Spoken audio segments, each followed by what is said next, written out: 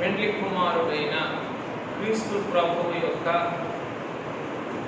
అతి పరిశుద్ధమైన అమూల్యమైన సజీవ సాన్నిధ్యమున సర్వారాధన చేయుటకు ఆయన చేత ఏర్పరచబడిన సజీవుల గుంపులో నిలిచిన వారలారా, పెండ్లి కుమారుని సర్వారాధన, సజీవ సర్వారాధన, నిత్యజీవ సర్వారాధన, నూతన యెరూషలేము నిత్య జీవారాధనలోనికి ఆత్మ తండ్రి మనల్నందరినూ ప్రవేశపెట్టి మేఘమికించుగాక.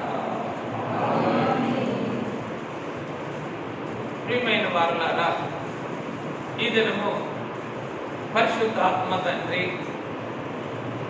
పెండ్లి కుమారుని యొక్క సజీవమైన సర్వారాధన భాగ్యమును మన శరీర ప్రాణాత్మలకు అనుగ్రహించి, సజీవులే కదా నిన్ను స్తుతించెదరు అనే వాక్యమును మనలో నెరవేరుస్తూ ఉన్నారు. ఈ వాక్యము సజీవులే కదా. కనుక బ్రతికి ఉండి స్తుతించలేని వారు సజీవులా మృతులు.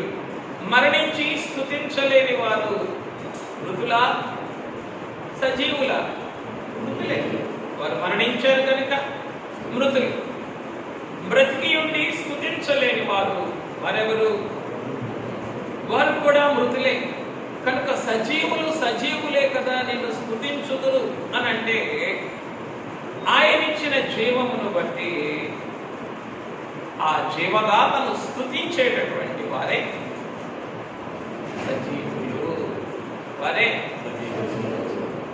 కనుక పెండ్లి కుమారుని ఈ పునరుత్థాన జీవమును తలంచుకొని ఏం చేద్దాం? ఆయనను స్తుతిస్తూ వాక్యమును ధ్యానం చేసుకుందాం. మిక్కిలి కృతజ్ఞతతో స్తుతిస్తూ ధ్యానం చేసుకుందాం.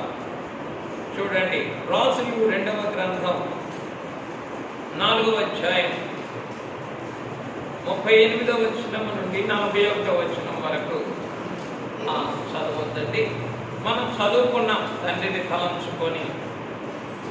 ఆ చరిత్రలో 3 మాటలు మనకి కనబడుతూ ఉన్నాయి. తీసుకోండి, 310వ పేజీ. ఎలీషా గిల్గాలునకు తిరిగి రాగా ఆ దేశమందు క్షామము కలిగి ఉండెను. మొట్టమొదటి అంశము దేశములోని క్షామము.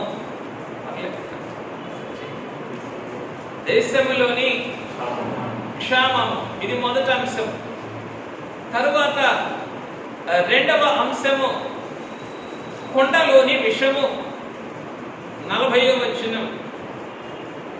తినుటకు వారు వడ్డింపగా ప్రవక్తల శిష్యులు రుచి చూచి, దైవజనుడా, కొండలో విషమున్నదని కేకలు వేసి దానిని తినక మానిరి. మొదటిదేమిటి? దేశములోని క్షామము. రెండవదేమిటి? కొండలోని విషము. మూడవది పిండిలోని జీవము. పిండిలోని జీవము. చూడండి, 41వ వచనం. అతడు పిండి కొంత తెమ్మనెను. వారు తేగా కొండలో దాన్ని వేసి జనులు భోజనము చేయుటకు వడ్డించునని చెప్పెను. వడ్డింపగా కొండలో మరి ఏ జబ్బు కనిపింపక పోయింది. ఈ 3 మాటలు ధ్యానం చేసుకుందాం. దేశములో ఏమున్నది? క్షామమున్నది. ఏమిటి క్షామము అంటే? ఆహారం లేని స్థితి. ఆహారము లేని స్థితి, బ్రతకలేని స్థితి, తినుటకు, మసలుటకు, జీవించుటకు ఆహారము లేని స్థితి. ఏమిటిది? దేశములోని క్షామము. ఈ క్షామమున్న స్థితిగతులలో ప్రవక్త ఎక్కడికి వచ్చారు? గిల్గాలు అనేటటువంటి ఊరికి వచ్చారు. చలికాలంలో ఆ ప్రవక్తల శిష్యులందరూ కూడా ప్రవక్త దగ్గరకు వచ్చి ఆయన దగ్గర కూర్చున్నారు. ప్రవక్త ఏం చెప్తాడా అని. ఆ సమయంలో ప్రవక్త తన పనివాన్ని పిలిచేమన్నాడు, ఈ ప్రవక్తల శిష్యులందరకు ఆహారం వడ్డించు. ఎక్కడి నుంచి వస్తుంది ఆహారం? దేశంలో ఏముంది? క్షేమమున్న సమయంలో ఆహారము సంపాదించటమైనా వడ్డించటమైనా సాధ్యమా? ఇంకొక ప్రశ్న, భోజనము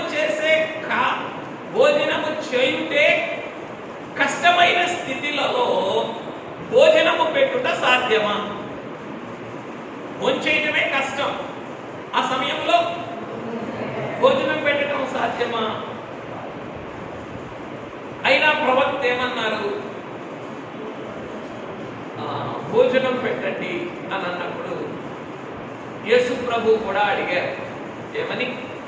కొండ మీద ఉన్న ఈ జన సమూహమునకు శిష్యులారా భోజనం పెట్టండి అన్న. భోజనము పెట్టండి. ఏం చేశారు శిష్యులు? అయ్యా, మేము ఊర్లోనికి వెళ్ళి రొట్టెలు కొనుక్కొని వస్తామా? ఎందుకని? అక్కడ ఏమున్నది? అక్కడ వారికి మార్కెట్ అందుబాటులో ఉంది. ఇక్కడ ఏమున్నది? దేశంలో క్షేమం ఉన్నది. వెళ్ళి తీసుకొని రావటానికి ఏం లేదు, వసతి లేదు, సదుపాయం లేదు. వసతి లేదు, సదుపాయం లేదు. కనుక ఎక్కడికి వెళ్ళారు? పొలంలోనికి వెళ్ళారు, అడవిలోనికి వెళ్ళారు. ఏవి కనపడితే అవి తీసుకొని వచ్చి వండటానికి. వారిలో ఒకతను ఏం చేశారు? ఆయన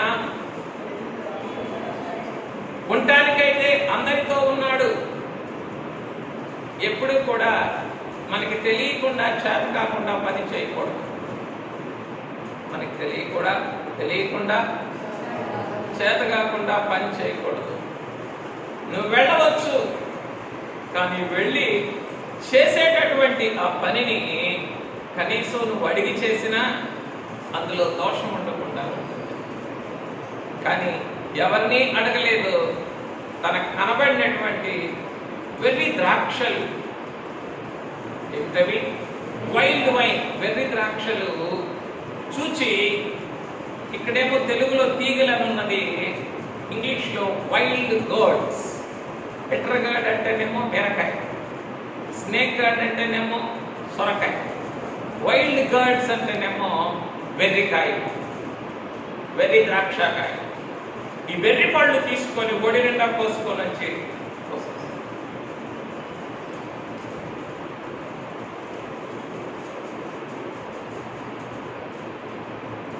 బాగా గ్రహించుతాం. భోజనమే చేయలేని స్థితిలో భోజనం పెట్టడం సాధ్యమా? నీకే చెయ్యవు, కానీ భోజనం పెట్టమని ప్రవక్త ఆజ్ఞాపించాడు. ఏం చేయడానికి? ఉన్న వారందరికీ కూడా వడ్డించడానికి, వారి శిష్యుల బృందం అంతటికీ కూడా వడ్డించడానికి. భోజనము వడ్డించలేని కాలములో భోజనము సిద్ధపరచుచూ ఉన్నప్పుడు ఆ భోజనమును పాడు చేయుట ధర్మమా? చెప్పండి. ఇది జరిగిన చరిత్రలో నుండి మీకు వేస్తూ ఉన్న ప్రశ్నలు. జాగ్రత్త. భోజనం పెట్టలేని కాలములో మనం భోజనం పెట్టేవారముగా కాకుండా, భోజనము లేని కాలములో ఉన్న భోజనమును కూడా పాడు చేసేవారంగా ఉంటాం మనం. ఎప్పుడైతే వెర్రితనం మనలోనికి వస్తుందో. జాగ్రత్త, జాగ్రత్త. వెర్రితనాన్ని ఎంత మాత్రం కూడా మీలోనికి తీసుకొని రాకండి. ఆ వెర్రితనం ఏం చేస్తుంది? ఏంటో వెర్రితనం అంటే? నీకు తెలియదు, తెలిసినట్లుగా నటించటం. నీకు దాని గుణం ఎరుగవు, కానీ ఎరిగినట్లుగా నీవు నటించటం, ప్రవర్తించటం పనిచేయడం. నీకు ఏది తెలుసో, అందుకే నీకు ఏది తెలుసో, ఎంతవరకు నీవు ఎరుగగలవో అంతవరకే నీవు చేయి. మేలైనది చేయనెరిగి ఉండి అలా చేయని వారికి పాపము కలుగును. కీడు మేలైనది చేయనెరిగి అలాగ చేయని వానికి పాపము కలుగును. కీడు కూడా మెరిగి కీడును చేయువానికి కూడా పాపము. అది కీడని తెలియదు, అది కీడని తెలియదు, కానీ ఏం చేశాడు? ఆ కీడులోనికి వెళ్ళాడు. జాగ్రత్త. ఇక్కడేమో అలసత్వం, అక్కడేమో అజ్ఞానం. ఏంటి అలసత్వం? మనందరికీ తెలుసు మేలైనది చేయాలని, కానీ మనసు ఏముందిలే చేద్దాంలే. దేవుడు జీవం ఇచ్చాడయ్యా, 3 రోజులు కాస్త రండి, కష్టమయ్యా, మా బరువు మా బాధ్యతలు నీకేం తెలుసు, మేము రాలేం. వచ్చామా ఊడుద్ది, ఏం ఊడుద్ది? ఉద్యోగం ఊడుద్ది. వచ్చామా రెక్కాడదు. వాళ్ళారా, ఇవన్నీ నిజమైన కారణాలేనా? ఇవన్నీ కూడా నిజమైన కారణాలు కాదు. ఆయన ప్రేమని చులకన చేయటం, పలచన చేయటం, ఆయన కృపని లోపు కట్టడం తప్ప ఇంకొక కారణం ఏమాత్రం కూడా లేదు. ఇదేమిటి? మేలైనది చేయలేని అలాగ చేయకపోతాడు. కీడు గుణమెరిగి కీడు గుణమెరుగకయ్యే కీడులో పడిన కీడును తీసుకొని వచ్చుట. ఇదేమిటి?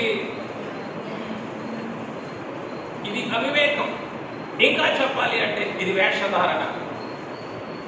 నువ్వు తేలేనప్పుడు నువ్వు వెళ్ళకూడదు. నీకు గుణమెరగనప్పుడు నువ్వు పోయకూడదు.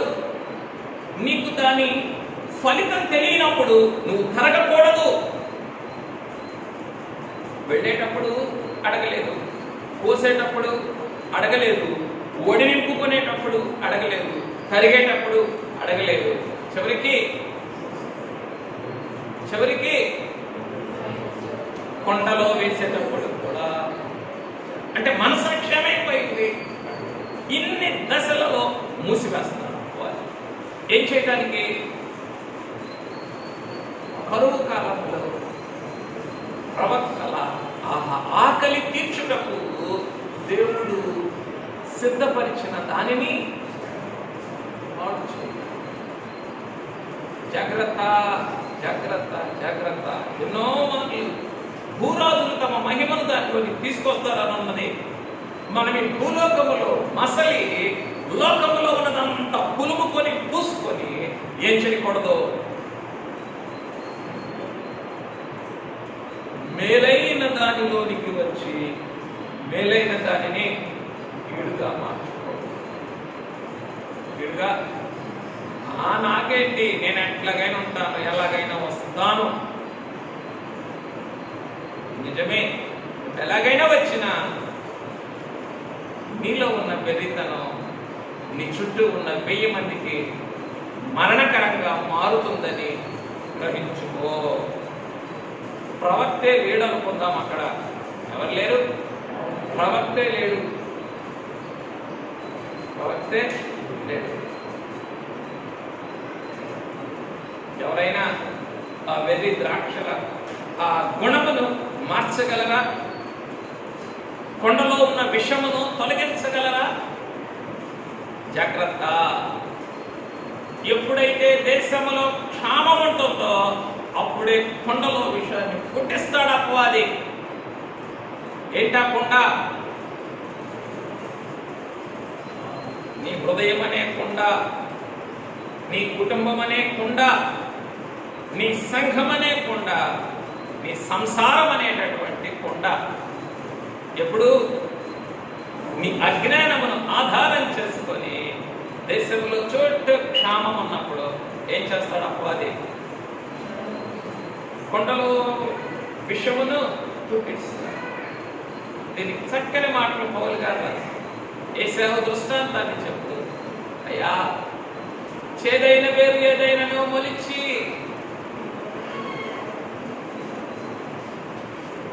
కలవరపరచుట వలన అనేకులు అపవిత్రులైపోతురేమో.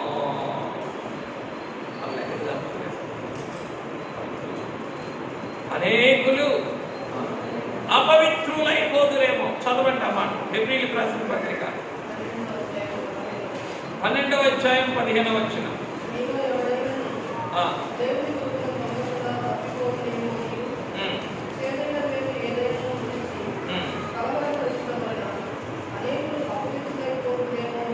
ఈ చేదైనటువంటి వేరు, హెబ్రీ 12:15, ఈ చేదైనటువంటి వేరు ఈ మొలవగానే ఏం పుడుతుందట? కలవరం పడుతుంది. ఆ కలవరాన్ని బట్టి అనేకులు.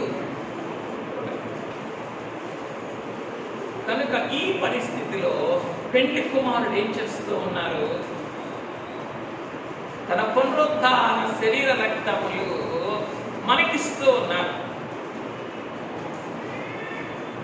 మానవ రీతిలో చెప్పాలి అని అంటే చెప్పుకున్నాం కదా, ఇక చరిత్ర అంతా చెప్పేశాం. ఆ చరిత్రలో ప్రస్తుతం ఉన్న లోక చరిత్ర ఉన్నది, మన చరిత్ర ఉన్నది. లోక చరిత్రలో ఏమున్నది? క్షామం ఉన్నది, వ్యాధి ఉన్నది. లోక చరిత్రలో క్షామము, వ్యాధి. మన చరిత్రలో ఏమున్నది? వెలితనం ఉన్నది, అజ్ఞానం ఉన్నది, భక్తిహీనత ఉన్నది, అవిధేయత ఉన్నది, వేషధారణ ఉన్నది. 4 దశలలో కూడా అతను ఏం చేయలేదు? గుర్తించలేదు. తన స్థితిని గుర్తించలేదు, తన పనిని గుర్తించలేదు, దాని ఫలితమును కూడా ఆలోచించలేదు. ఏం జరుగుతుందో ఆలోచించలేదు. ఏం చేసేసాడు? తిన్నగా తరిగి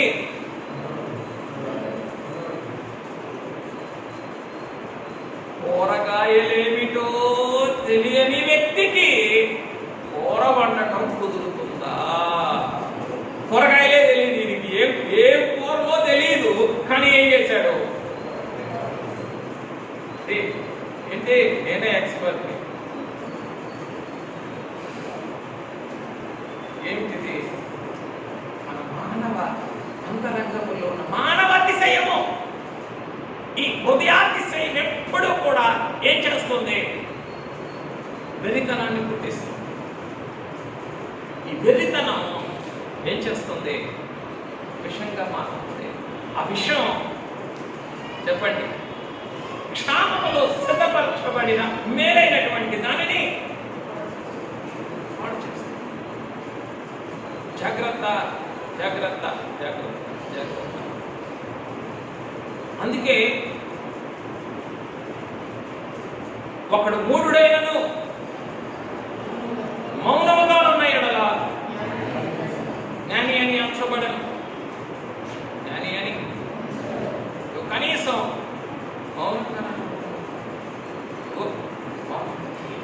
లేకపోతేనో చెప్పండి. నీ మూఢత్వం ఏం చేస్తుంది?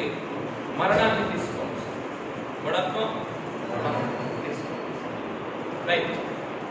లోకంలో ఉన్న చరిత్ర చూసాం, మన చరిత్ర చూసాం. దేశంలో ఉన్న క్షామము, కొండలో ఉన్న విషం. ఆ విషయం ఏంటో అర్థమైపోయింది. భక్తిహీనత, బుద్ధిహీనత, అవివేకము, ఇంకా వేషధారణ, అజ్ఞానము, ఇంకా దాంభికము. ఇవన్నీ కూడా ఏం చేసినాయి? ఇంతకి మేలైన దాన్ని పాడు చేసి. దైవజనుడా, కొండలో విషం. కానీ ఈ రోజున కూడా ఏం చేయాలి? మనం అందరం ఎవరిలో ఏ విషయం ఉన్నదో చూసుకొని, రుచి చూచి తెలుసుకొని, ఈ శరీర రక్తముల బిందు ఎదుట కేక వేయవలసిన వారు. జాగ్రత్త. వింటున్నారా? ఏ చేదు నీలో ఉన్నదో, ఏ విషం నీలో ఉన్నదో ఇద్దరు నువ్వేం చేయాలి? రుచి చూచి తెలుసుకొని కేకవే, ప్రభువా పునరుద్ధానపరుడా, ఈ కొండలో విషం ఉన్నదయ్యా, ఈ కొండలో విషం ఉన్నది అని నువ్వు కేకవేసి చేస్తాడు పునరుద్ధాన వరుడు? తన పునరుద్ధాన శరీర రక్తాలతో ఆ విషాన్ని హరిస్తాడు, తీసివేస్తాడు. నువ్వు కేక వేయలేదా? విషాన్ని, విషతుల్యమైన దాన్ని నీవు విషంగానే విషాహాలు పుచ్చుకొని ముందుకు వెళ్ళిపోతే ఏమైపోతావు? నీవు క్షామము చంపలేదు, కానీ క్షామము నిన్ను చంపలేదు. ఎందుకు? నువ్వు ప్రవక్తల శిష్యులలో ఒకడవు, కానీ నీ స్వంత చేతులు నేను చేసినాయి, నిన్ను చంపినాయి, అందరినీ కూడా చంపేవు. దీన్ని బట్టి నీ ఆత్మీయమైన అజ్ఞాన స్థితిని బట్టి, నీ హృదయ దౌర్భాగ్యతను బట్టి క్షామం చంపగలిగిందా? అర్థం కావట్లేదు. క్షామం చంపగలిగిందా? చంపలేదు. మరి చంపగలిగిందేంటి?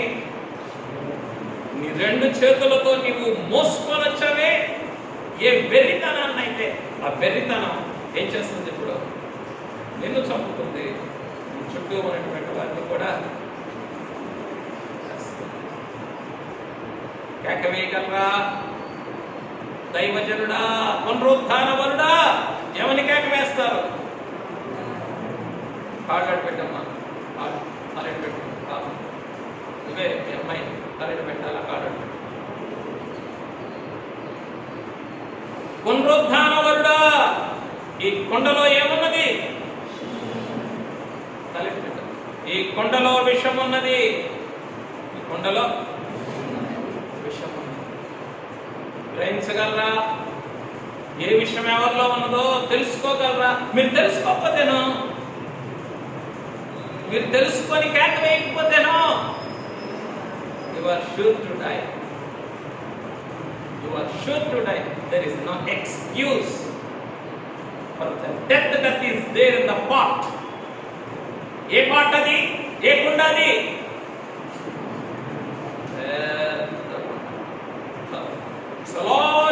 చదవండి, 38వ వచనం చదవండి.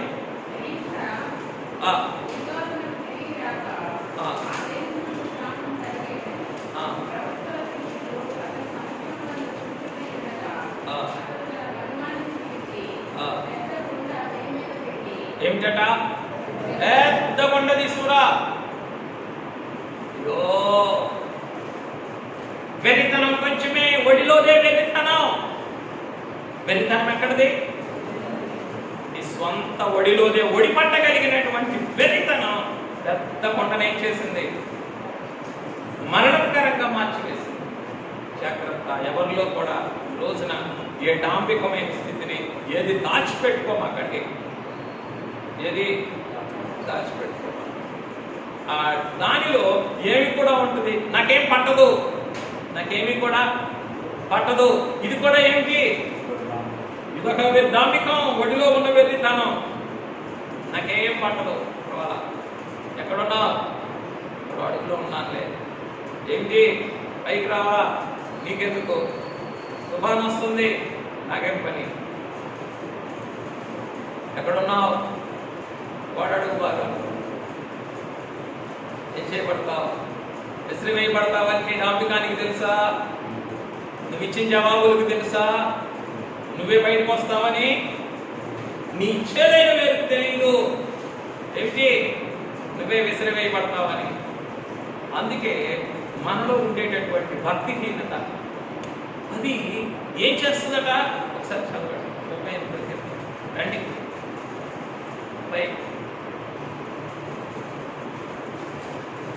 ఆరో కీర్తనలోనికి రండి.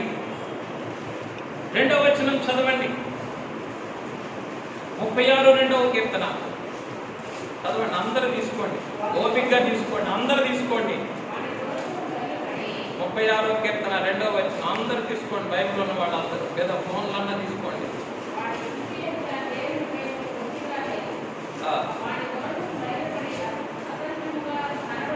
వాని దోషము బయలుపడి అసహ్యముగా కనబడు వరకు అది వాని దృష్టి ఎదుట వాని ముఖస్తుతి చేయుచున్నది. జాగ్రత్త, నువ్వు ఏ దోషాన్నైతే, ఏ చేదైన వేరునైతే నీ ఒళ్ళో కూర్చోబెట్టుకున్నావు ఈ రోజున, అది పెద్ద కొండను పాడు చేసేంత వరకు కూడా ఏం చేస్తుంది? నీకు యు ఆర్ రైట్, నాకేం పట్టదు, యు ఆర్ రైట్, నేను రాను, యు ఆర్ రైట్, తుఫాను నాకేం పని, యు ఆర్ రైట్. ఏమంటున్నది? నీ ముఖస్తుతి చేస్తూ ఉన్నది. జాగ్రత్త జాగ్రత్త జాగ్రత్త. ఆ ముఖస్తుతి ఎప్పుడు మారిపోతుంది? దాని నిజస్వరూపము బయటకు వచ్చినప్పుడు. ఏంటి దాని నిజస్వరూపము? బయలుపడి అసహ్యత బయలుపడలేదా? మూఢత్వం బయలుపడలేదా? ఏమిటి? చీటీ వేసినప్పుడు బయలుపడలేదా మూఢత్వం? అందరూ వారి వారి దేవుళ్ళను ప్రార్థిస్తూ ఉన్నప్పుడు ఎక్కడికి వెళ్ళిపోయాడు? అడుగు భాగమున. అందరూ వెతికారు, కనపడలా. అతనికి తెలుసు, ఓడ నావికుడికి తెలుసు ఓడలో ఎక్కడెక్కడ మరుగుతావులు ఉన్నవో. మిగిలిన వాళ్ళు వెతికినప్పుడు కనపడ్డా? తప్పించుకోగలవా? 10 గారిని తప్పించుకోగలవేమో, పొరుగు వారిని తప్పించుకోగలవేమో, పునరుద్ధానవారిని తప్పించుకోగలవా? ఆయన వెతికినప్పుడు దోషం తప్పనిసరిగా బయలుపడుతుంది. ముసిగేసినటువంటి దోషం. ఏంటి ఆ దోషం? నాకేం పని, నాకు పట్టదు. ఇంకా గట్టిగా మాట్లాడితే ఏమంటావు? ఇంకేం మాట్లాడద్దు నాతో ఎక్కువ. ఏమిటి? దాంతో కూడా నిన్ను ముఖస్తుతి చేయించు ఉన్నటువంటి దోషం. వాడు నావికుడు వెతికినప్పుడు ఆ మూఢత్వం అంతా బయటకు వచ్చింది. అసహ్యత కలగలేదా? వీడేలా చీటీ పడినప్పుడు ఆ అసహ్యత అంతా కూడా బయటకు వచ్చింది. వీడే తీసిస్తావా? వీడే కారణం. అంతే. ఇప్పుడు ఏం చేయమన్నారు? ఇప్పుడు అసహ్యత బయటకు వచ్చిన తర్వాత నీ అంతట నువ్వే వాడలో ఉండటానికి ఇష్టపడవో. ఇష్టపడ్డాడా ఏమన్నా? వాడు కాదు, ఈయనే చెప్పాడు ముందుగా, అయ్యా నన్ను పడేయండి. నన్ను ఎందుకో? అసహ్యత బయలుపడిన తర్వాత ఉండగలరా? జాగ్రత్త.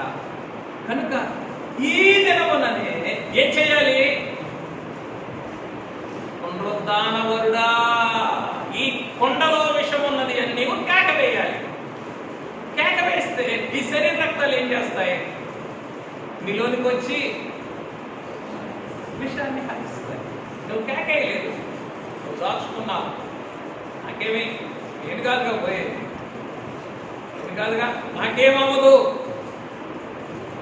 జాగ్రత్త జాగ్రత్త. తప్పించుకోలేదు. It will come straight to us.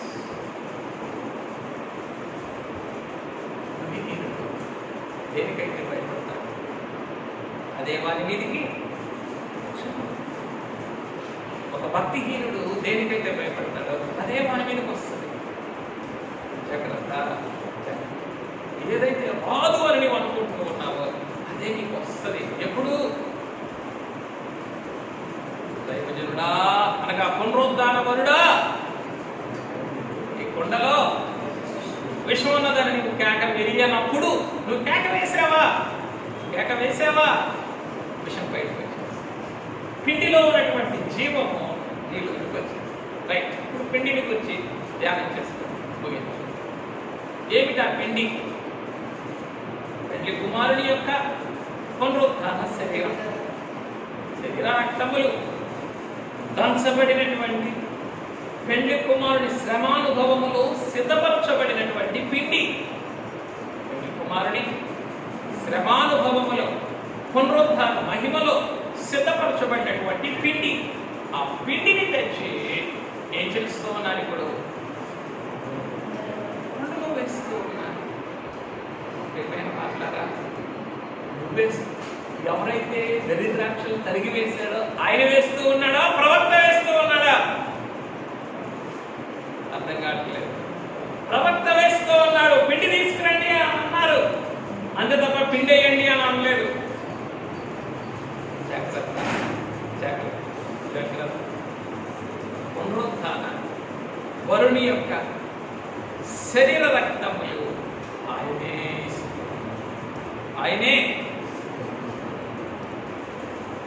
మనకి తెలిసింది వెర్రి ద్రాక్షను తరిగి వేయటమే. ఆయనకు తెలిసింది ఆయన శరీర రక్తములు మన విషములో విషతుల్యమైన నీ హృదయములో వేయటము ఆయన పని. కానీ ఈ రోజున విశ్వాసంతో ఏం చేద్దాం? కేకలు వేద్దాం, అయ్యా నీ శరీర రక్తములు ధారపోయండి. నా అంతరంగములో లేని చెడు అంటూ లేదు, అంతా ఉన్నది. అన్నిటికీ పైనే ఉన్నది మందస్థితి, అన్నిటికీ పైనే ఉన్నది నాకేవి కూడా పట్టలేదు. దీనిని బట్టి నేను ఏమైపోతాను? యోనా అక్కడే ఉన్నాడు అనుకోండి. యోనా ఓడనావికుడు వచ్చి గద్దించిన అక్కడే ఉన్నాడు. ఏంటి? What's the next step? ఓడ మునిగిపోతుంది. చేప కట్టుగా ఉంటే బ్రతుకుతాడా? ఓడలో ఉంటే బ్రతుకుతాడా? చేప కడుపులో ఉంటే బ్రతుకుతాడు. నీవింకా నీ మూఢత్వములోనే ఉన్నావా? ఓడలోనే ఉంటే కొద్దిసేపటికి ఏమైపోతాడు? కొద్దిసేపటికి ఓడ మునిగిపోబోతుంది. యోనా చచ్చిపోతాడు. యోనాకు దేవుడు నిర్ణయించిన జీవం ఎక్కడ? జాగ్రత్త. Bring out what is the evil that is in you. మీలో ఏదైతే వ్యర్థత, దేవునికి ఇష్టం లేని విషం అన్నదో ఆ విషాన్ని మీరు బయటికి తీసుకురండి. బయటికి తీసుకురాకపోతే తరిగిన వ్యక్తి చనిపోతాడు, చుట్టూ ఉన్నటువంటి వారు కూడా చనిపోతారు. అక్కడ యోనా చనిపోతాడు, యోనాతో ఉన్నటువంటి ఓడనావికుడు, మిగిలిన వారందరూ కూడా చనిపోతారు. everybody assured to die. జాగ్రత్త. ఒకరి అపరాధమే ఏం చేసింది? లోకమంతటికి కూడా మరణాన్ని తీసుకొచ్చింది.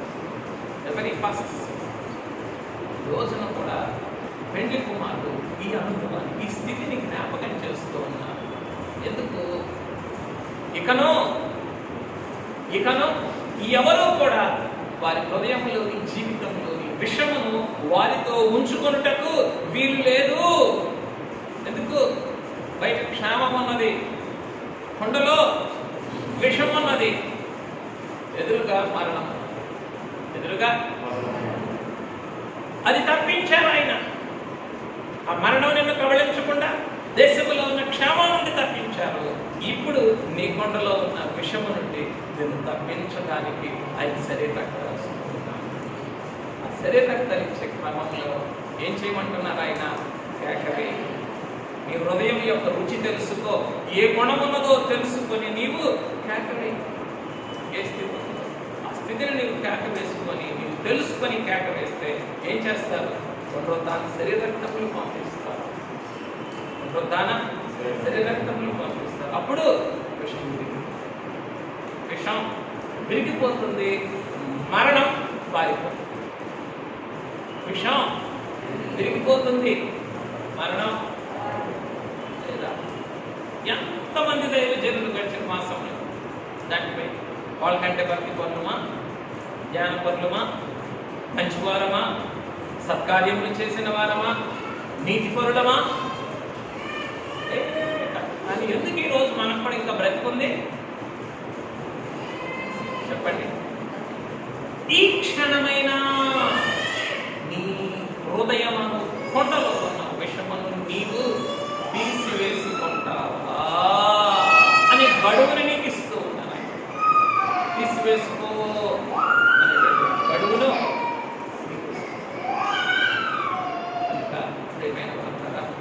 గుర్తుంచుకోండి. ఈ రోజున పెండ్లి కుమారుని ఈ పునరుద్ధాన సందేశమే ఒక పిండి. సంస్కారం తీసుకొని వారికి పిండి ఏమిటి? ఈ పునరుద్ధాన సందేశమే ఒక పిండి. ఆ పునరుద్ధాన సందేశంలో ఉన్న జీవాహారమే ఒక పిండి. ఆయన పునరుద్ధాన శరీర రక్తములే ఒక పిండి. నిశ్చయించడానికి నీ జీవితం అనే కొండలో ఉన్న విషమును ఈరోజు వస్తున్నాను, సరిపోతున్నాను. నా హృదయంలో ఉన్న కఠినత్వం, మూఢత్వము, వేషధారణ, డాంభికమంతటిని, మందస్థితి అంతటిని కూడా తొలగించుమని, చేదైన వేర్లన్నింటినీ పెరిగివేయమని ఏం చేస్తూ ఉన్నాను? ఈ దినమున కేక వేస్తూ ఉన్నానయ్యా, కేక వేస్తూ ఉన్నానయ్యా. ఈ వాక్యం నా అంతరంగంలో పనిచేయాలి. నీ శరీర రక్తములు నా జీవితంలో పనిచేయాలి. నా బ్రతుకులో, నా కుటుంబములో, నా సంఘములో, నా వీధిలో, నా పట్టణములో, నా దేశములో ఉన్నటువంటి మరణమును కొట్టివేయండి. కాదా? లేదా వాక్యములో సామెతల గ్రంథంలో ఎంత చక్కగా ఉన్నది చూడండి. సామెతల గ్రంథము 24వ అధ్యాయము 11వ వచనము. సామెతలు 24:11. సావునకై పట్టబడిన వారిని నీవు తప్పించుము.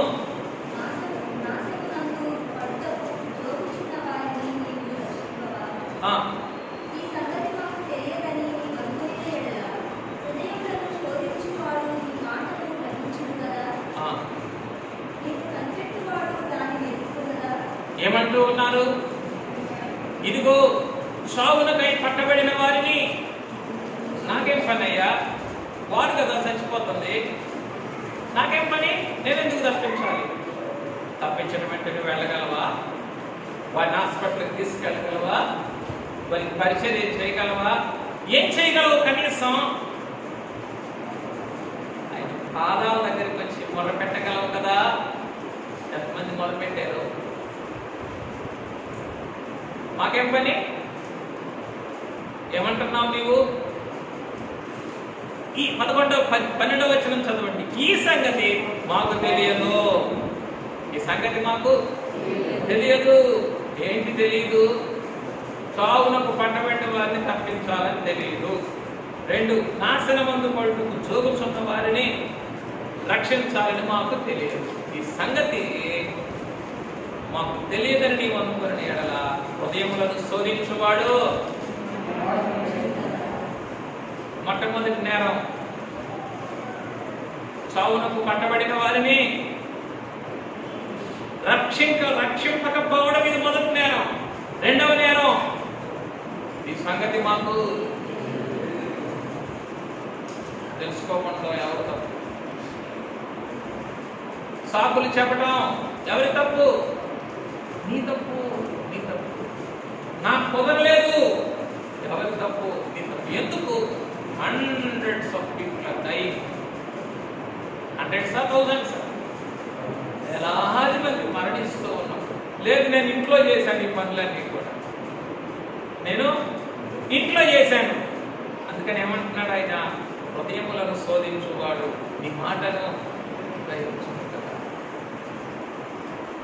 నువ్వు నిజంగా ఇంట్లో చేసింది ఎంత చేశావో ఎవరికి తెలుసు? హృదయములను శోధించేటటువంటి తండ్రికి. మనం ఎవరూ కూడా వాక్యాన్ని దాటుకొని వెళ్ళగలిగినంత అతీతులు కాదు, భక్తిపరులు కాదు.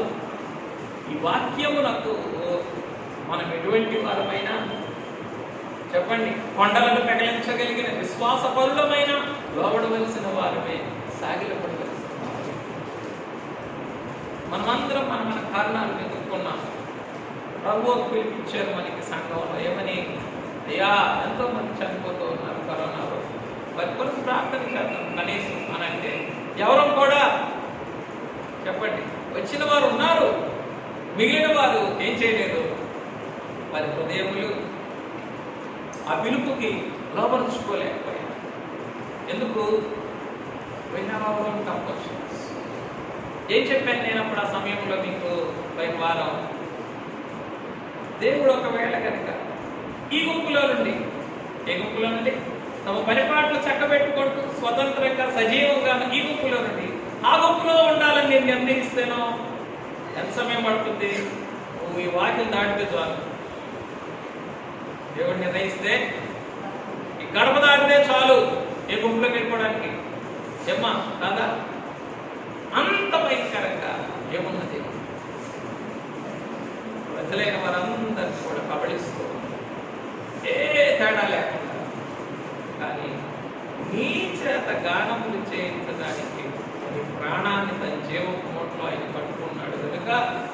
చెప్పండి, నువ్వు ఈ గుంపులో ఉన్నావు, జీవుల గుంపులో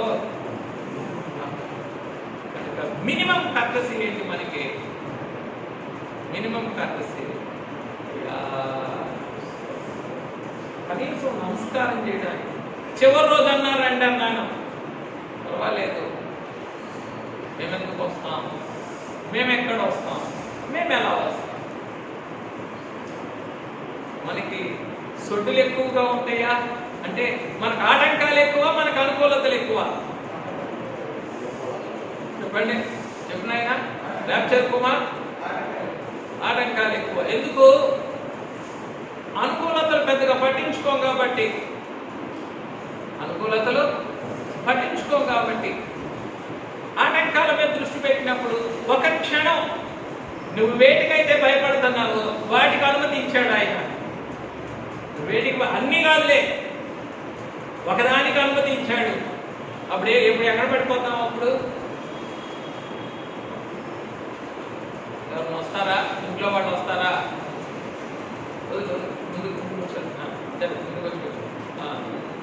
వస్తారా ఇంట్లో వాళ్ళు ఎవరైనా?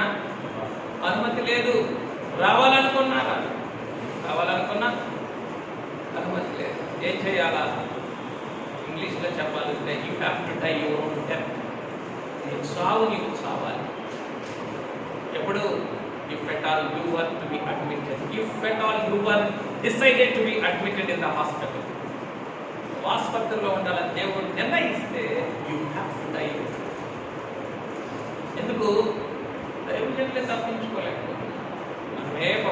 మనం కొండలకు పెరలించగలిగేటంతా విశ్వాసం పనులమే. చాలా అతి సామాన్యం, అతి సామాన్యం. ప్రియమైన వాళ్ళారా, ఇక నుండి అయినా ఏది ప్రభువు మనకి చెప్తూ ఉన్నారో దాని మీద మనసు నిలపడానికి ప్రయత్నం చేద్దాం. దేవుడు ఆ స్థితిలో నేను ఉండాలని నిర్ణయిస్తే నువ్వు ఇక్కడ చక్కబెట్టుకున్న 1000 పనుల్లో నువ్వు 1000 చక్కబెట్టుకోవాలనుకున్నావు, 10 కూడా చక్కబెట్టి ఉండవు. ఆ 3 రోజుల్లో 10 కూడా చక్కబెట్టి ఉండవు. అందులో ఒకటి కూడా నీవు చక్కబెట్టుకున్నటువంటి వాటిలో ఒకటి కూడా నీవు అనుభవించడానికి శక్తి ఉండదు. శక్తి కాదా? లేదా వాక్యం? నా కోపమా దేవుని వాక్యమా? నాకే కోపం లేదు సుమా, వాక్యం చెప్తూ ఉన్నాను. నాకే కడుపు మంట లేదు, కడుపు మంట అంతకంటే లేదు. ఎందుకని? ఆయన సెలవు లేక భోజనం చేసి తృప్తి చెందుట ఎవరికి సాధ్యం? అయ్యా, ఎవరికి సాధ్యం? కష్టపడి తెచ్చుకున్నాం. ఆ 3 రోజులు అనుకున్నాం, ఎంతో కష్టపడి తెచ్చుకున్నాం.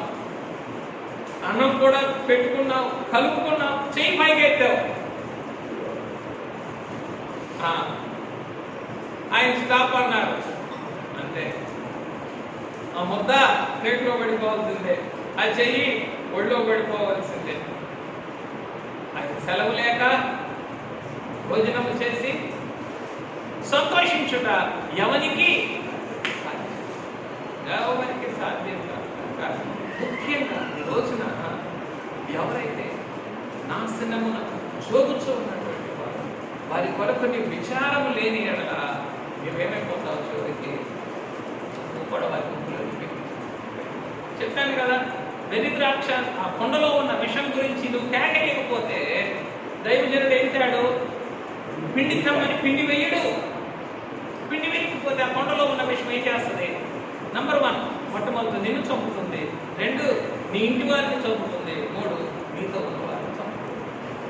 ఆ కొండలో ఉన్న ఈరోజు నేను చేద్దాం, ఆత్మదాన్ని సహాయం తొలగించుకొని, అయ్యా ఎంతో పట్టనటువంటి స్థితిని, ఆటంకాన్ని ఎంతో పెద్ద చేసుకున్నటువంటి స్థితిని నేను కలిగి ఉన్నాను. అయ్యా నేను కలిగి ఉన్నాను. నీ పిలుపుని అంగీకరించలేకపోయాను. నా చేదైన వేరును ప్రేమించాను. ఆ చేదైన వేరు ఏం చేసింది? 3 రోజులు ఒక స్థుతి చేసింది. నువ్వు ఇక్కడే ఉండు, నువ్వు ఈ పనిలోనే ఉండు అని చెప్పింది. నీకు అనుకూలత లేదని చెప్పింది, అందుకని ఇక్కడే ఉన్నాను. అది రేపేం కాబోతుంది? అది నా దుస్థితిని అసహ్యతగా లోకమంతటికి కనపరచబోతుంది. ఆ చేదైన వేరు ఏం చేయబోతుంది? లోకమంతటికి అసహ్యత, ఎవ్రీబడి విల్ డిటెస్ట్, అందరినీ కూడా అసహించుకునేటటువంటి స్థితికి తీసుకురాబోతుంది. ఎవరిని? నన్నే. ఎవరిని? ఎందుకు? దాన్ని ఒళ్ళో ఉంచుకున్నంత కాలం అది ఏం చేసింది? నన్ను మోహస్తుంది. దాన్ని బయలుపడే కాలం వచ్చింది కదా, బయలుపడే కాలం వచ్చినప్పుడు అది ప్రక్కకు తప్పుకుంటుంది. నన్ను ఏం చేస్తుంది? నన్ను లోకమంతటికి అసంఖ్యంగా కేక వేస్తున్నానయ్యా. కొండలో విషమంతని కేక వేస్తున్నాను. రండి, ఉదయంలోనికి రండి, జీవితంలోనికి రండి, నా పనిపాటల్లోనికి రండి అయ్యా, నా గృహములోనికి రండి, నా సంఘములోనికి రండి, నా నెలవైన వారిలోనికి రండి, నా రక్త సంబంధుల్లోనికి రండి. అడగొద్దా? నీ రక్త సంబంధుల కొరకు అడగొద్దా? నీ వీధిలోని వారి కొరకు అడగొద్దా? ఈ పిండిని తీసుకొని వెళ్ళొద్దా వీధిలోని వారికి? అందించాలి. ఎవరెవరైతే బాధపడుతూ ఉన్నారు, మరణావస్థలో ఉన్నారు, వారందరికీ కూడా ఏం చేయాల? ఈ పిండిని మనం అందించాలి. ఈ దివ్యమైన సౌభాగ్యమును కూడి వచ్చిన మనకి సమృద్ధిగా అనుభవించి మహిమ పొందుకుంటారు. మీకు వందనములు. వెండి కుమారుడా మీకు స్తోత్రం అయ్యా. మిక్కిలి బలహీనలో ఉన్న దేశంలో క్షామమున్న, కొండలో విషమున్న మాకు క్షామము నుండి తప్పించి, విషమును పరిహరించి మీ శరీర రక్తములను పోషణతో పునరుద్ధాన జీవములోనికి నడిపిస్తుంది. ఈ మంచి ఘటనలో ఉన్న ఈ పునరుద్ధాన మహిమైశ్వర్యమును ఆయన సార్థకం